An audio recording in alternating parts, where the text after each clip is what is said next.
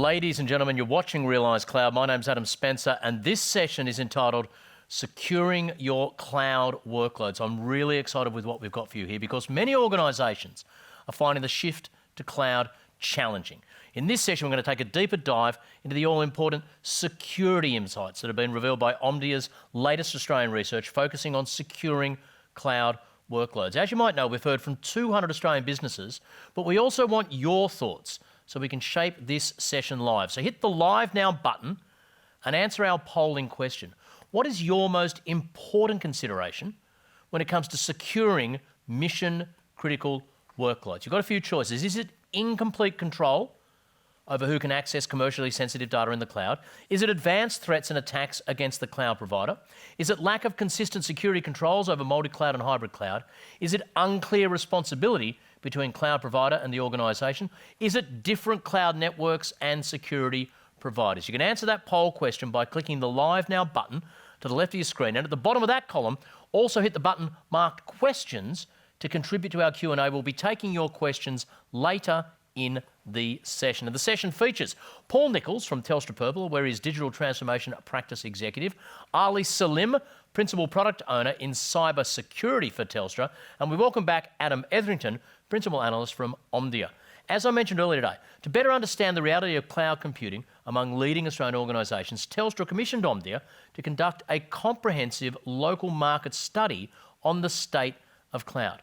It reached 200 mid and large-sized Australian companies, speaking with senior IT and business decision-makers responsible for choosing cloud. We spanned multiple industries: construction, retail, manufacturing, banking, financial services, resources, mining, and of course, government at all levels. Well, today, we'll unpack the key security elements of this research. We'll talk about cloud security preparedness, confusion about shared responsibility, and the innovation that's occurring in cyber. So let's start again with you, Adam. Give us the sort of initial big picture, big number research findings in this fascinating space. Yeah, thank you, Adam. I feel like I keep raining on the parade, right? So in an earlier session, we talked about the opportunity, the potential from cloud to deliver innovation, customer experience, and financial agility and flexibility. And something we touched on there was that organisations are not ready for the journey.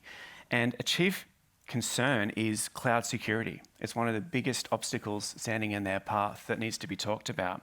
Now, just to remind some of the stats for the audience, so 32% of firms we interviewed are well prepared for the journey to cloud, which means the majority are not prepared.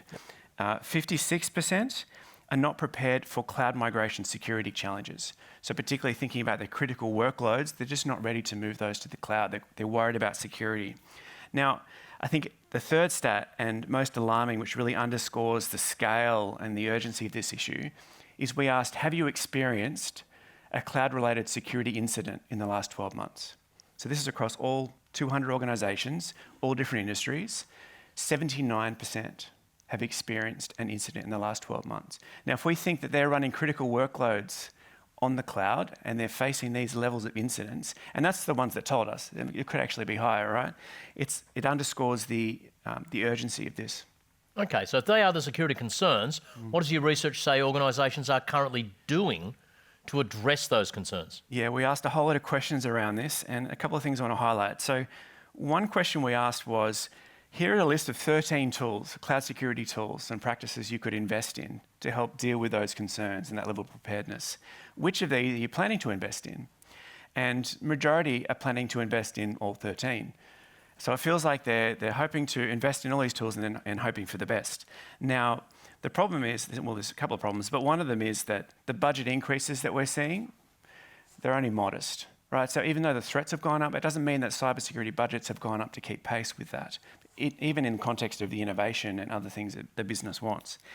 The other issue is these disparate tools potentially create stovepipe solutions, and we hear a lot about tech debt, right? And it create these gaps in the armour and these broader challenges that need to be addressed in moving workloads to the cloud. So really, are we ready for cloud security? Okay, some really interesting insights there, Adam. Thank you very much. And let's be honest about this. If you're worried about being prepared, you're probably not prepared. So I'll bring you into the conversation here, Paul. 56% of Australian organisations say they're not prepared for cloud migration security challenges. What are some of the things that organisations can do so they feel more aware of the issues and can become more prepared? Yeah, it's a great topic. I think if you think about awareness, we're looking to try and drive everyone's awareness and preparedness up, and that is more than just a technology approach. You know, the statistics Adam talked about in terms of throwing tools at the problem is not the answer. From an awareness perspective, we've certainly seen over the last couple of years a rise in awareness around cybersecurity importance across all industries, I think. Preparedness, on the other hand, is a very different case.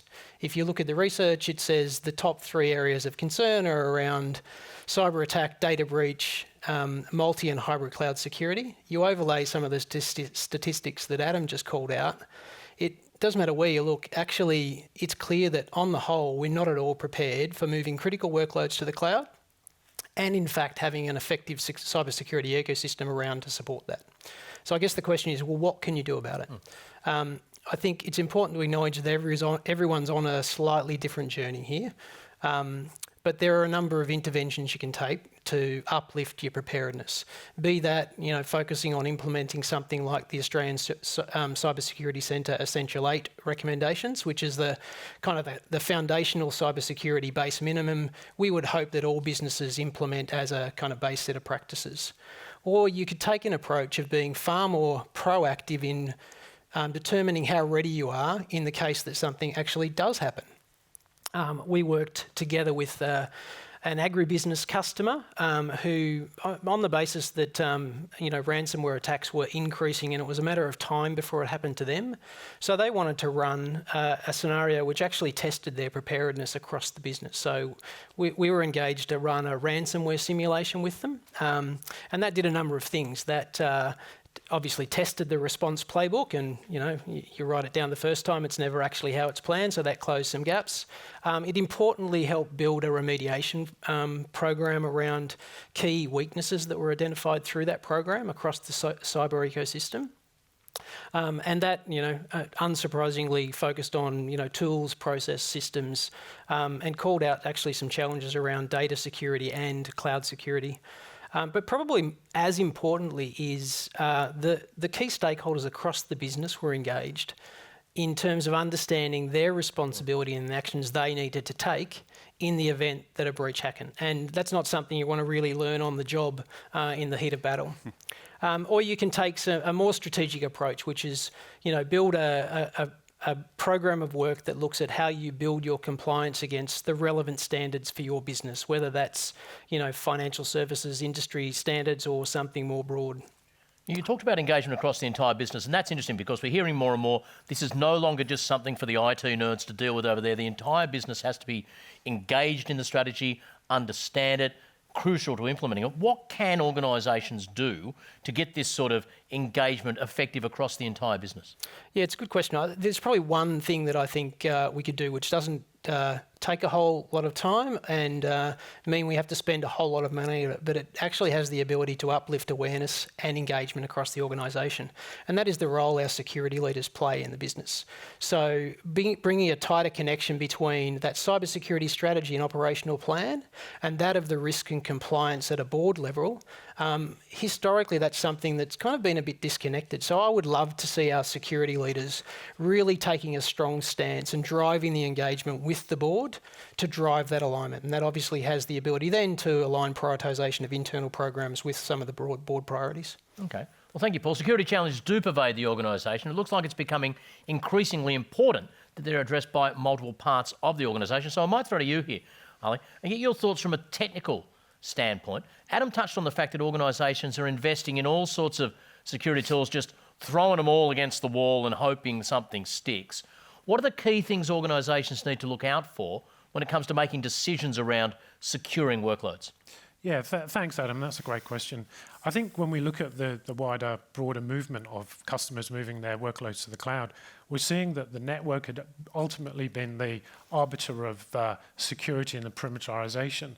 And what we're now seeing is that there's been a shift in that move, where we're seeing customer workloads moving to applications and services so they can sit both within the trusted and untrusted domains of network infrastructure.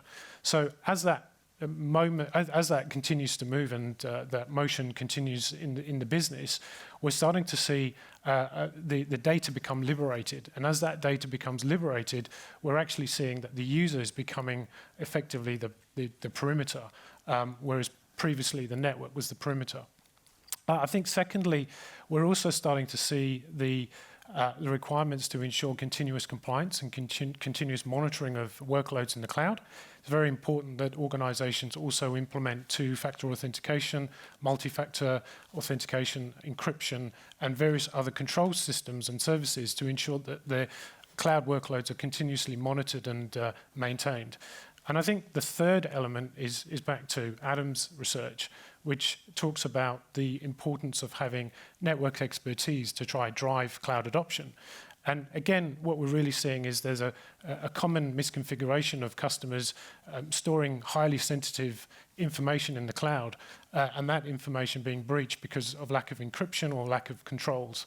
So ultimately, when you look at the broader picture, organizations that do implement the right levels of frameworks, the right policies and the right standards can securely take their businesses to the cloud and benefit from those wider, the broader benefits that cloud brings. So it sounds like there's a plethora of frameworks, business accountabilities, there's a degree of technical complexity here, and I think that can understandably create a degree of confusion. So Adam, who has the responsibility here of securing workloads in the cloud? Can you shed some light on what the survey concluded?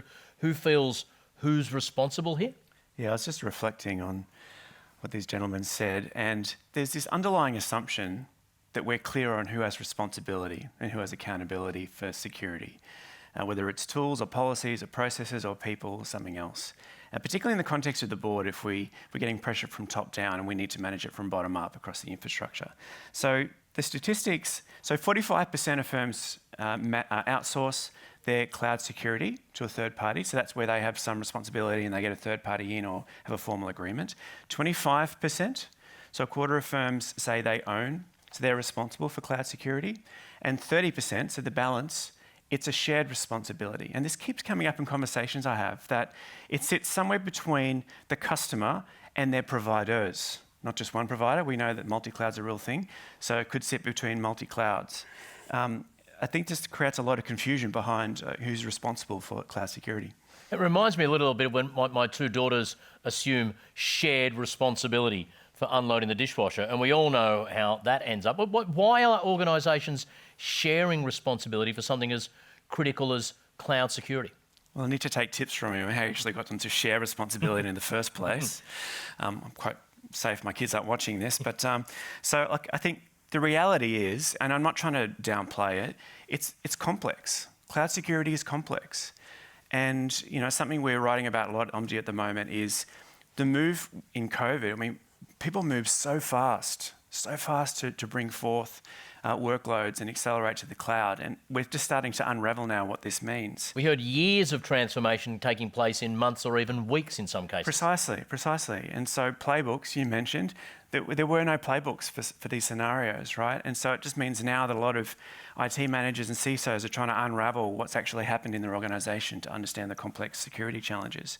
So I do want to bring it back to the stats though. So there's 3 significant challenges that they mentioned in securing cloud workloads. So the first was, I think you mentioned this, it was incomplete control over who can access commercially sensitive data in the cloud.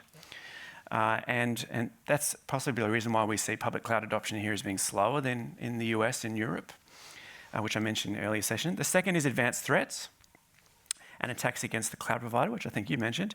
And the third is a lack of consistent security controls. So the logical question is, what are they doing about it? Now, the biggest thing we're seeing is there's going to be a 28% increase in customers getting a third party, bringing them in to augment their skills and their capabilities, to try and beef up those areas where they've got the gaps, particularly in cloud security. Yeah, look, Adam, I might jump in there. I think one of the things around this shared responsibility model, I think there's absolute merit in the shared responsibility model. In fact, we all rely on it to some extent today across even cybersecurity and the broader technology ecosystems. I think the one anchor for me, however, is that the accountability absolutely needs to stay with you the business and the board. Most of us are running some form of multi-sourced hybrid technology ecosystem. And so for those that are, we really need to be thinking, are we clear what the end-to-end controls look like across our overall ecosystem? So where you've outsourced those responsibilities, do you really understand what responsibility you've asked your service provider or delivery partner to take? And importantly, do you understand the gap between what they provide and what you provide? And then the next level of that, I think, is going to be increasingly important, which is, are those delivery partners actually operating to the required levels of compliance and standardizations or standards that you need to secure your business end to end? That said, the accountability certainly sits with the business and you. The ability to leverage an appropriate delivery partner's skills and capability to uplift and augment your own, I think for cybersecurity is especially relevant, given the skill shortage, the reality that the threat landscape is evolving probably faster than we all can, and that the options to throw technology at it are wide and varied, in fact, as you said before. So, we've been working with a number of smaller financial services industry customers who are working on the journey towards compliance against their prudential standards that means that they can understand where they sit in their compliance framework. And that's very important because that's an APRA-regulated set of entities. So the board carries a significant amount of accountability and responsibility around information security. And we've done that by understanding their security posture and their overall security ecosystem against a standard kind of framework, and then using that framework to overlay against it those relevant standards that you're driving compliance against. As I said, that's important because the board carries the accountability and large portions of the responsibility for APRA-regulated businesses. The difference here is engaging a cybersecurity specialist to help drive that alignment across the technology, strategy and ecosystem, and that they're trying to drive with board level compliance and reporting is very important. So a great example of how you can connect your security strategy with board level compliance and around risk and compliance. Interesting stuff. Look, we're going to go to your questions in just a couple of seconds. So go to the icon there in the Live Now button, send a question through to your panel. But I want to have a look at the poll question. We asked, what's your most important consideration in securing mission-critical workloads? And the two furthest out in front, number one with 27% of the vote, there were 5 options, lack of consistent security controls over multi-cloud and hybrid cloud. And second, at just under 24%, incomplete control over who can access commercially sensitive data in the cloud.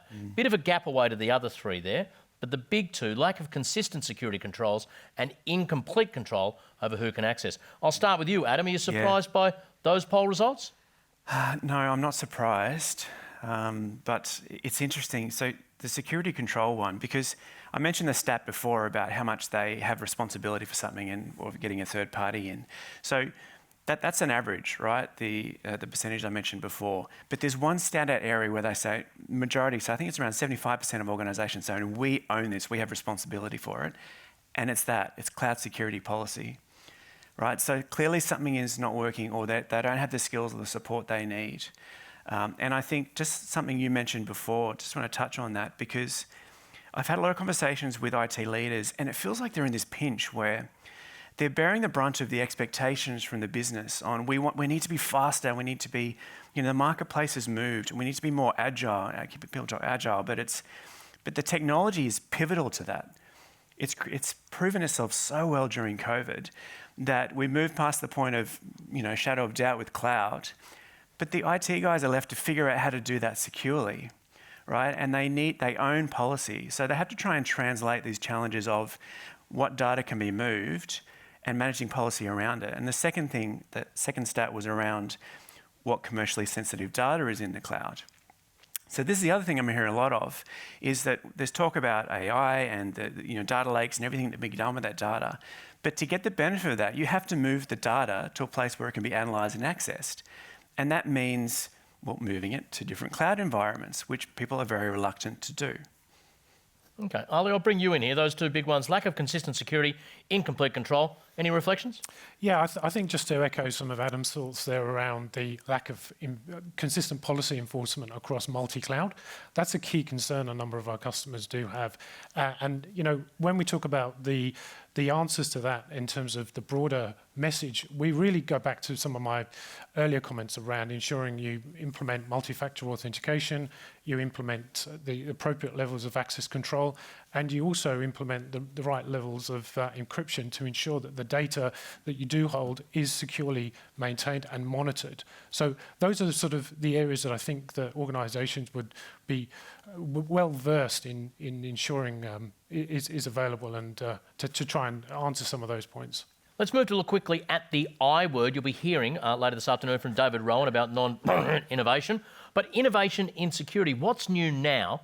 And how can businesses take advantage of what's coming next in this dynamic environment? Paul, I'll start with you. Innovation. Yeah, an interesting topic. Innovation always could go anywhere, couldn't it? I think for me, if I think about the innovation being provided through the hyperscalers capability in terms of easing the ability to move workloads into the cloud, that's fantastic. We're all looking to leverage it.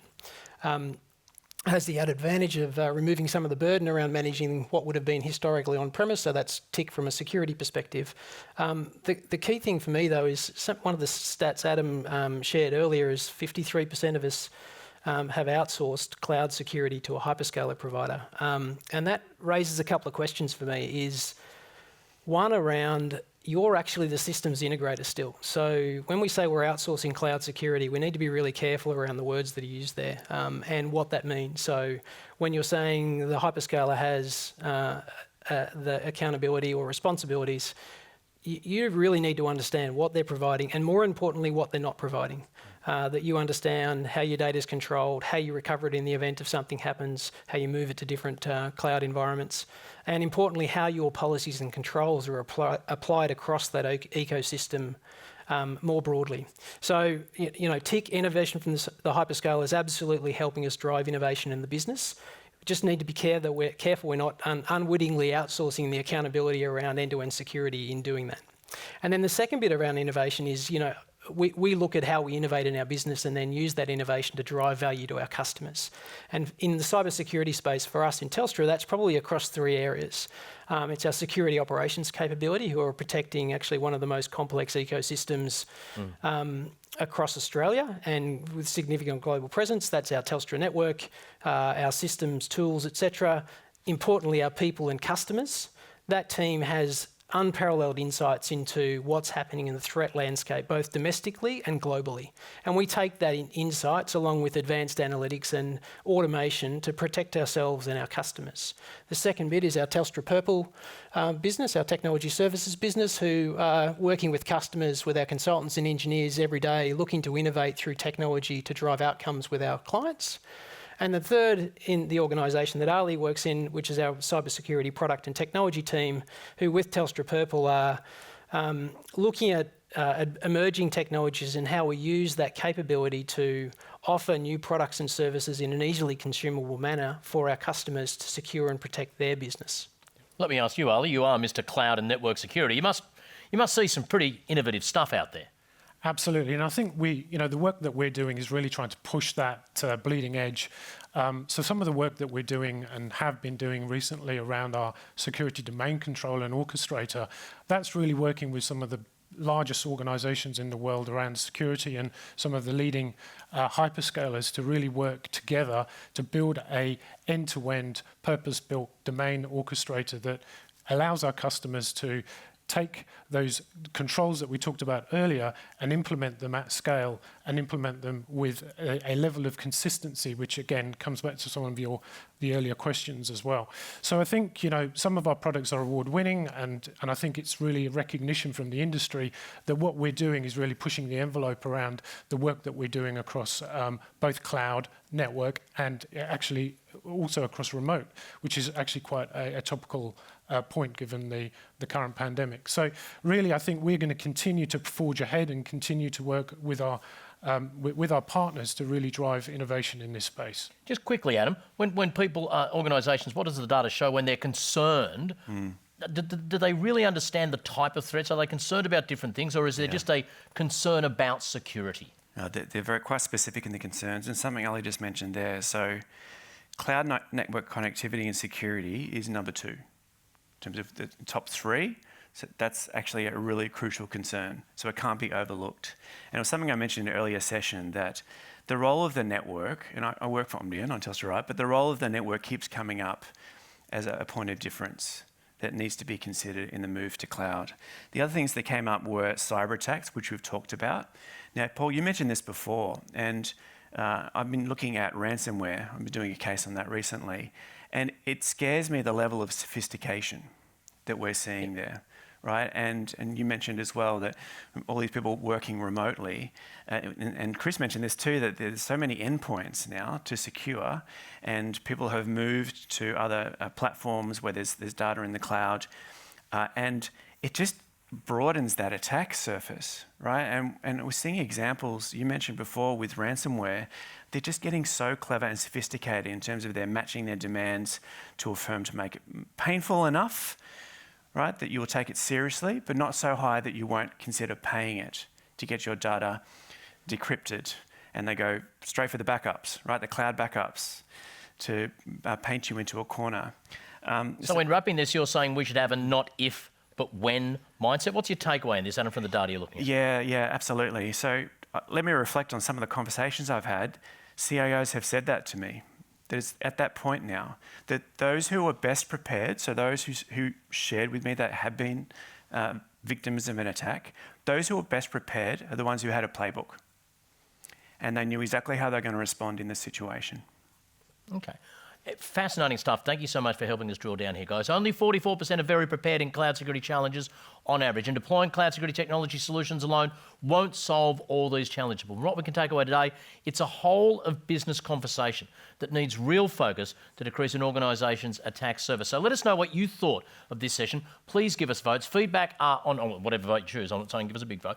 Feedback on all our sessions is crucial because it helps us build future Telstra Purple experiences for you. And you might want to join the next session, particularly our one-on-one with Palo Alto Networks in the Partnership Spotlight. We also encourage you to register for one of our roundtables where we'll unpack these issues deeply in an interactive environment. And the Purple team can also assess your security posture with an assessment process. Just click the button on your left to apply for that. I want to thank you so much for joining us today, Adam, Ali and Paul. And we'll be back in just a minute for more Realise Cloud. Don't forget, David Rowan closes it out at 4 p.m. this afternoon, talking about non-innovation. More Realise Cloud soon.